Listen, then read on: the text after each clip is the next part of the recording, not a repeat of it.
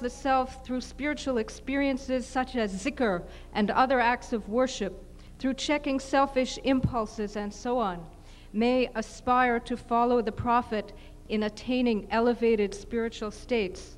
Iqbal states in a Persian poem, "Betaskhiri khud uftadi agar tak, tera asan shavad taskhiri afaq," which means, if you become unequaled in getting control over yourself, it will become easy for you to subdue the whole world around you.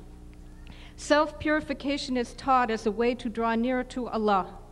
The Prophet was told by God, according to a hadith, that one can draw nearer to him through nawafil, through acts of extra worship, and then one will become the eyes through which God sees, the ears through which God hears, the tongue through which he speaks, and so on.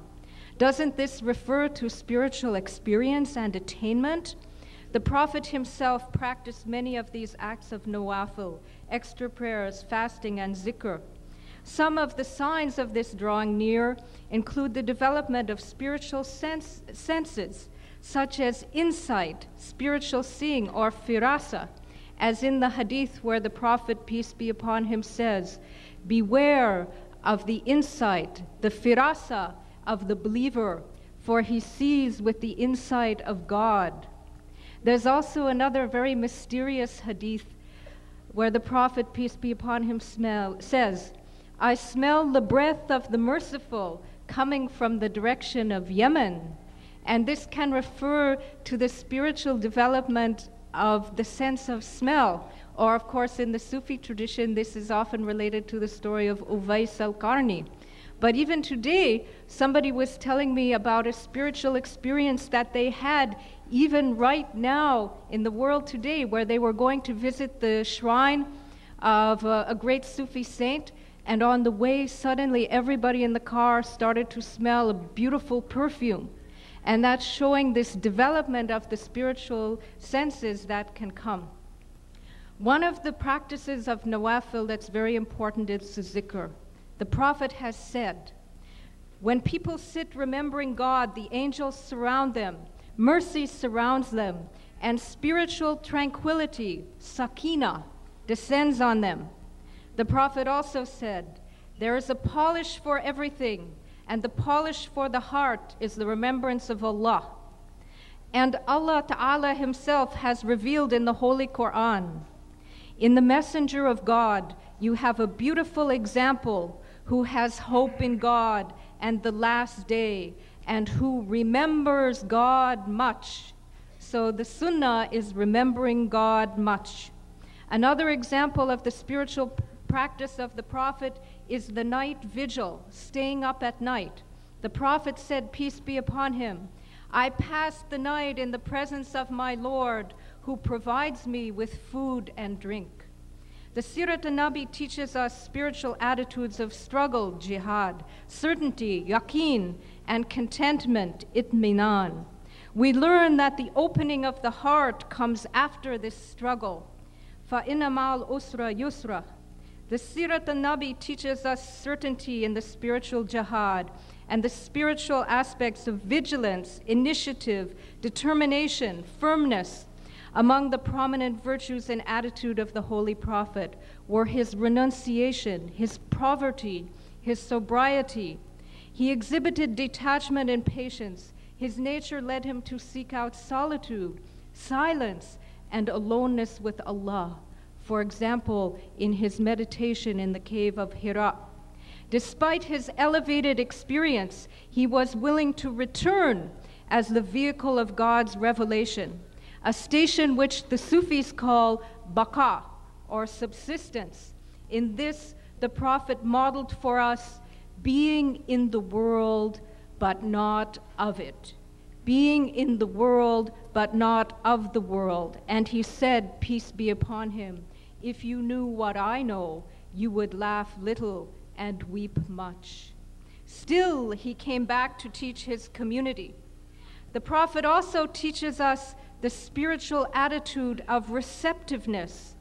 Because he was receptive, because he was ummi, He could receive the Quran, which if it had been revealed to a mountain, it would have shattered that mountain. In conclusion, as Muslims, we are encouraged to study the life of our Prophet, peace be upon him, and to imitate his noble behavior, to emulate his wonderful virtues as far as possible. Although his spiritual attainments seem far above our aspirations, this does not mean that his teachings and model do not provide us with ways of purifying ourselves and drawing near to the only being. If we do not also take into account the inner or spiritual aspects of his wisdom and teaching, then we are reducing the possible impact of his mission in transforming not only the political and social order, but also human nature. Now, if you like, I'll take just a minute and conclude by reading a poem from Iqbal in Urdu, and maybe some of you know this. It's a very famous poem, so you can say it along with me if you know it, and then I'll give the English translation, inshallah, and forgive me for any errors in pronunciation or translation. Iqbal's poem. And some of this poem I quoted because it's related to the spiritual aspect of the Sirah. Loh bitu, qalam bitu, tera wujud al-kitab, gumbadi ab gina rang, teri mohit me habab, alam-e ab o khak me teri zuhur se furuh, zara reg ko diyat tune tului aftab, shokate sanjarosh salim, tera jalal ki namud, Fakre Junaid o Bayazid, Tera Jamal be Niqab, Shok Tera agar na ho, Mire namaz ka imam, Mira qiyam bhi hijab, Mira sujud bhi hijab. Teri nigah naz se dono murad pa gaye, Aql ghiyab justaju, Ishq huzur o iztirab, which in English means, you are the tablet, you, the Holy Prophet. You are the tablet and you are the pen. Your very being is the holy book. The blue-colored dome of the universe is just like a bubble in your ocean. Your appearance brightened this world of dust and water. You gave this grain of sand the ascension of a sun. The glory of Sultan Sanjaran Salim was a manifestation of your majestic power. The saintliness of Junaid and Bayazid was a disclosure of your unveiled beauty. If love and longing for you does not become the imam of my prayer, then my standing in prayer is a veil and my prostration becomes a barrier. Due to your attractive glance, they both achieved their goals. The intellect found extinction and seeking, while love found presence and agitated longing. Wa alaikum assalam.